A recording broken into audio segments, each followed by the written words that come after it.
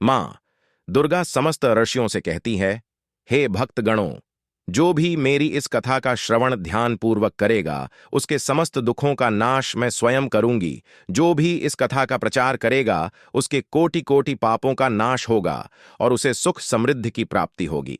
नमस्कार, आपका स्वागत है दोस्तों। वैदिक पंचांग के अनुसार शारदीय नवरात्रि की शुरुआत 3 अक्टूबर से हो रही है। यह पर्व जगत जननी आदिशक्ति मां दुर्गा के लिए समर्पित है। इस दौरान मां दुर्गा के 9 रूपों की पूजा की जाती है। साथ ही मां दुर्गा के निमित्त व्रत भी रखा जाता है। यदि कोई महापाप भी यह नवरात्रि का व्रत करता है तो वह निश्चित ही समस्त पापों से मुक्ति पा लेता है। इसमें संशय नहीं है दोस्तों। देवी भागवत पुराण में नवरात्रि से जुड़ी महान व्रत कथा का वर्णन मिलता है। जो भी इस कथा को केवल एक बार ध्यानपूर्वक सुनता है उसके कोटि कोटि पाप नष्ट होते हैं। माता रानी की कृपा से उसे धन धान्य पुत्र सुख समृद्धि की प्राप्ति होती है। इसीलिए प्रत्येक बुद्धिमान मनुष्य को नवरात्रि के व्रत की इस कथा को ध्यानपूर्वक सुनना चाहिए। जो इस कथा को सुनता है और सुनाता है तथा इस कथा का प्रचार करता है उसकी कभी अधोगति नहीं होती है। आइए आपको सुनाते हैं नवरात्रि व्रत की महान कथा। एक समय की बात है, भगवान शिव कैलाश पर्वत पर ध्यान मग्न होकर बैठे हुए थे। तभी देवर्षि नारद अपने हाथ में वीणा लेकर कैलाश पर्वत पर उपस्थित होते हैं। देवर्षि को देखकर महादेव अत्यंत प्रसन्न होते हैं और उनसे कहते हैं, पधारिये देवर्ष, आज किस प्रयोजन से कैलाश पर आपका आगमन हुआ है? देवर्ष कहते हैं, हे देवादित्य भी, यदि आप पूछ रहे हैं तो बताने की चेष्टा करता हूं। हे प्रभु, मैं आपके पास नवरात्रि के व्रत का महात्म्य सुनने के उद्देश्य से आया हूं। यह व्रत क्यों रखा जाता है? इस व्रत को करने से कौन सा फल प्राप्त होता है? इस व्रत की विधि क्या है तथा इस व्रत के नियम क्या है? कृपया आप मुझे इस सब बातों का ज्ञान प्रदान कीजिए। महादेव कहते हैं, हे देवर्ष, आज आपने उत्तम प्रश्न किया है। आपके माध्यम से समस्त संसार को इस व्रत का महात्म्य पता चलेगा। इसीलिए आप ध्यान से सुनिए। आज मैं आपको इस व्रत का महात्म्य सुनाता हूं तथा इस व्रत को करने के विधि और नियम भी बताता हूं। किंतु उससे पहले मैं आपको नवरात्रि के व्रत की एक महान कथा सुनाता हूं। जो भी मनुष्य इस कथा का श्रवण करता है उसके समस्त पापों का नाश होता है, उसकी दरिद्रता का भी नाश होता है। इसीलिए आप इस कथा को ध्यान से पूरा सुनिए और इसका प्रचार कीजिए। देवर्ष कहते हैं, हे प्रभु, कृपया आप मुझसे वह कथा कहिए। मैं इसे ध्यान से पूरा सुनूंगा और इसका प्रचार करूंगा। तब भगवान शिव देवर्षि नारद को कथा सुनाने लगते हैं। हे देवर्षि, पूर्व काल की बात है। कौशल देश में एक अत्यंत दीन, दरिद्री, धनहीन एवं विशाल कुटुंब वाला सुशील नाम का एक वैश्य रहता था। उस वैश्य की अनेक संतानें थीं जो कोई काम नहीं करती थीं और धन के अभाव से हम हमेशा दुखी रहा करती थीं। उनके पास करने के लिए भी कोई उद्योग नहीं था। रात्रि में जो कुछ भी खाने को मिल जाता वह वैश्य उसे अपनी संतानों को खिला देता था और जो कुछ भी बच जाता उसी से अपना पेट भर लेता था। पूरा परिवार दिन भर भूखा रहता था और केवल रात्रि को ही कुछ थोड़ा सा अन्न खा लिया करता था। इस प्रकार से वह वैश्य स्वयं भूखा रहकर दूसरों का काम करके अपने परिवार का पालन पोषण कर रहा था। वह वैश्य स्वभाव से अत्यंत निर्मल और सज्जन था। वह धर्मपरायण, शांत, सदाचारी, सत्यवादी, क्रोध न करने वाला, धैर्यवान और अभिमान रहित था। वह प्रतिदिन देवताओं और पितरों का पूजन करता था।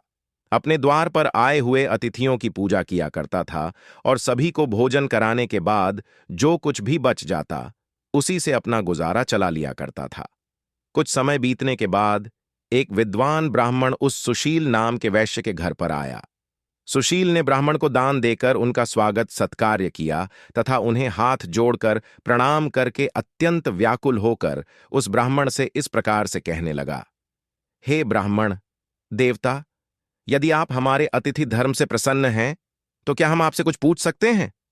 वह ब्राह्मण कहने लगा, हे महात्मा, आपकी चर्चा तो चारों तरफ है कि आप एक महान दानी हैं। आप अतिथियों का स्वागत प्रेम से करते हैं। इसी कारण से मैं आपके पास आया हूं। कृपया आप संकोच न करते हुए आपकी जो भी शंका हो पूछ लीजिए। तब वह वैश्य कहता है, हे ब्राह्मण, देवता, कृपया करके आप मुझे बताइए कि मेरी दरिद्रता का नाश निश्चित रूप से कैसे हो सकता है। इस दरिद्रता के कारण मैं अपने परिवार का पालन पोषण नहीं कर पा रहा हूं। हे ब्राह्मण, देवता, मुझे धन की अभिलाषा नहीं है, किंतु मैं आपसे कोई ऐसा उपाय पूछ रहा हूं जिसे मैं अपने कुटुंब का पालन पोषण करने के लिए समर्थ हो जाऊं। मेरे पुत्र पुत्रियां भूख से पीड़ित होकर भोजन के लिए बहुत रोते हैं, और मेरे घर में इतना भी अन्न नहीं रहता कि मैं उन्हें मुट्ठी भर अन्न दे सकूं। उनका दुख मुझसे देखा नहीं जाता। आज मैंने अपने रोते हुए बालकों को घर से निकाल दिया है और वे कहीं चले गए हैं। इसीलिए मेरा हृदय शोका अग्नि में जल रहा है। धन के अभाव में मैं क्या करूं? मेरी पुत्री भी विवाह के योग्य हो गई है, किंतु उसका विवाह करने के लिए मेरे पास कुछ भी नहीं है। कन्यादान का समय भी बीता जा रहा है। हे विपद, इसी कारण से मैं चिंतित हूं। हे दयानिदान, आप तो विद्वान हैं, आप अवश्य ही मुझे कोई ऐसा तप, मंत्र, व्रत तथा उपाय बताइए जिससे मैं अपने परिवार का पालन पोषण करने में समर्थ हो जाऊं। हे महाभाग्य, हो सकता है। कृपया आप अपने ज्ञान के बल से विचार करके मुझे कोई उपाय बताइए। इस प्रकार से उस वैश्य के द्वारा याचना करने पर उस ब्राह्मण ने बड़ी ही प्रसन्नता पूर्वक उस वैश्य से कहा, हे वैश्य, मैं तुम्हारे दुख का कारण समझ चुका हूं। तुम चिंता मत करो, मैं तुम्हें अवश्य ही उपाय बताता हूं। तुम अब नवरात्रि के व्रत का अनुष्ठान करो। इसमें तुम भगवती की पूजा हवन करो, देवी के मंत्रों का उच्चारण करो। इससे तुम्हारे सभी कार्य सिद्ध हो जाएंगे, तुम्हारी दरिद्रता नष्ट हो जाएगी। हे वैश्य, नवरात्र नामक इस पवित्र तथा सुखदायक व्रत से बढ़कर इस पृथ्वी लोक पर अन्य कोई व्रत नहीं है। यह व्रत सदा ज्ञान और मोक्ष देने वाला है, सुख तथा संतान की वृद्धि करने वाला है, एवं शत्रुओं का पूर्ण रूप से विनाश करने वाला है। वनवास गमन के दौरान देवी सीता के वियोग में अत्यंत दुखी होकर श्री राम ने किष्किंधा पर्वत पर इस व्रत को किया था। इसी व्रत के प्रभाव से उन्होंने महासागर पर सेतु की रचना करके रावण और उसके पुत्रों का संहार किया था और सीता को प्राप्त किया था। महादेव कहते हैं, हे देवर्षि, इस प्रकार से ब्राह्मण ने नवरात्र के व्रत का महत्व उस वैश्य को सुना दिया, जिसे सुनकर वह वैश्य बहुत प्रसन्न हुआ और उसने उस ब्राह्मण को अपना गुरु मान लिया और उनसे देवी के मंत्र की दीक्षा ली।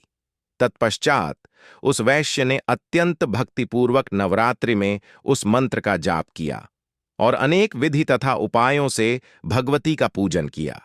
इस प्रकार से उस वैश्य ने 9 वर्षों तक नवरात्रि के व्रत का अनुष्ठान किया। फिर 9वें वर्ष के अंत में अष्टमी तिथि को अर्धरात्रि आने पर साक्षात महेश्वरी ने उस वैश्य को दर्शन दिए और कहा, हे पुत्र, मैं तुम्हारी भक्ति और पूजा से अत्यंत प्रसन्न हो। तुम्हें जिस भी वर की कामना है संकोच होकर मांग लो। तुम्हें जो चाहिए वह मैं तुम्हें प्रदान करूंगी। साक्षात मां दुर्गा को अपने सामने खड़ा हुआ देखकर उस वैश्य का अंग अंग कांपने लगा। उसकी आंखों से आंसू झलक लगे। मां दुर्गा के उस अद्भुत दिव्य स्वरूप को देखकर वह वैश्य हर्ष से उत्साहित होने लगा। फिर उस वैश्य ने माता को प्रणाम करके कहने लगा, हे मां, मैं आपके दर्शन करके ही धन्य हो गया। माता, आपके दर्शन अत्यंत दुर्लभ है। आप तो सचमुच त्रिलोक सुंदरी, सर्वशक्तिमान, समस्त संसार की जननी है। मुझ जैसे साधारण भक्त को आपने दर्शन देकर बड़ा उपकार किया है। हे मां, अब मेरे मन में कोई कामना नहीं है। आपके दर्शन से ही मेरे सारे दुख मिट गए हैं। मां, केवल मुझ पर इतनी कृपा कीजिए कि मेरे पुत्र पुत्रियों को पर्याप्त भोजन प्राप्त हो, जिससे उन्हें नित्य भूखा ना सोना पड़े। सुशील की विनम्रता और उसकी निराश्रित स्थिति देखकर मां दुर्गा ने मधुर मुस्कान के साथ कहा, हे पुत्र, मैं तुम्हारी सच्ची भक्ति और तुम्हारे तप से प्रसन्न हूं।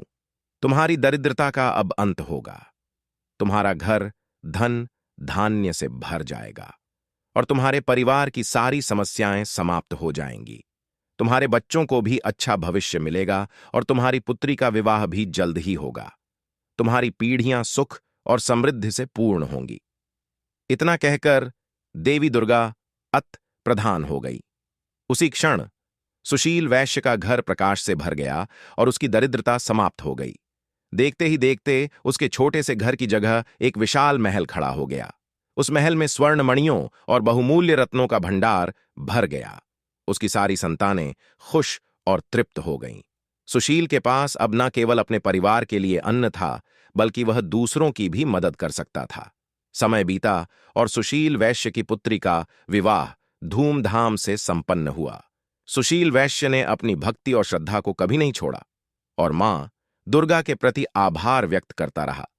उसका जीवन अब आनंद और समृद्धि से भरपूर हो गया था। उसके परिवार ने भी मां दुर्गा के प्रति भक्ति और समर्पण को अपनाया और वे सभी मां के आशीर्वाद से सुखी जीवन व्यतीत करने लगे। भगवान शिव कहते हैं, हे देवर्षि, इस प्रकार से मैंने आपको नवरात्रि के व्रत की महाकथा सुनाई है। इस कथा को सुनने मात्र से ही नवरात्रि का व्रत सफल हो जाता है। पूरे नवरात्र भर उपवास करने में असमर्थ लोगों के लिए 3 दिन का उपवास भी यथोकथ फल प्रदान करने वाला बताया गया है। भक्तिभाव से केवल सप्तमी, अष्टमी और नवमी, इन 3 रात्रियों में देवी की पूजा करने से सभी फल सुलभ हो जाते हैं। पूजन, हवन, कुमारी पूजन तथा ब्राह्मण भोजन, इनको संपन्न करने से वह नवरात्र व्रत पूरा हो जाता है।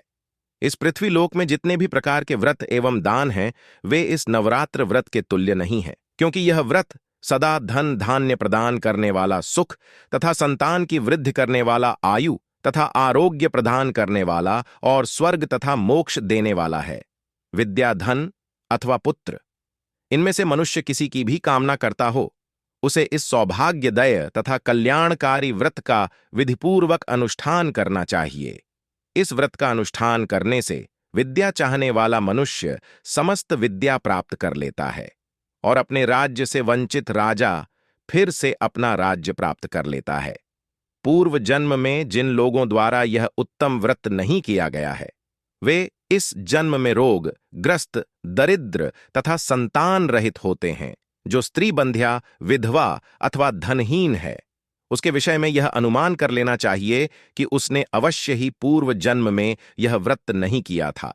जिस मनुष्य ने दुख तथा संताप का नाश करने वाली सिद्धियां देने वाली जगत में सर्वश्रेष्ठ, शाश्वत तथा कल्याण स्वरूपिणी भगवती की उपासना नहीं की, वह इस पृथ्वी तल पर सदा ही अनेक प्रकार के कष्टों से ग्रस्त, दरिद्र तथा शत्रुओं से पीड़ित रहता है।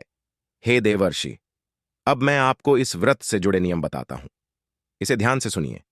नवरात्रि के व्रत का आरंभ तब होता है जब मनुष्य दृढ़ निश्चय और शुद्ध हृदय से व्रत करने का संकल्प लेता है। यह संकल्प ही उस यात्रा का आरंभ है जो व्यक्ति को देवी दुर्गा की कृपा तक पहुंचाता है। जब कोई व्यक्ति देवी दुर्गा की उपासना के लिए व्रत का संकल्प करता है, तो उसे अपना मन और शरीर शुद्ध रखना चाहिए। शुद्धता केवल बाहरी नहीं, बल्कि मन की आंतरिक पवित्रता भी आवश्यक है। यही कारण है कि व्रत का आरंभ संकल्प से होता है, जिसमें व्यक्ति अपने आप को देवी दुर्गा के चरणों में समर्पित कर देता है। व्रत के दौरान भोजन का विशेष ध्यान रखा जाता है।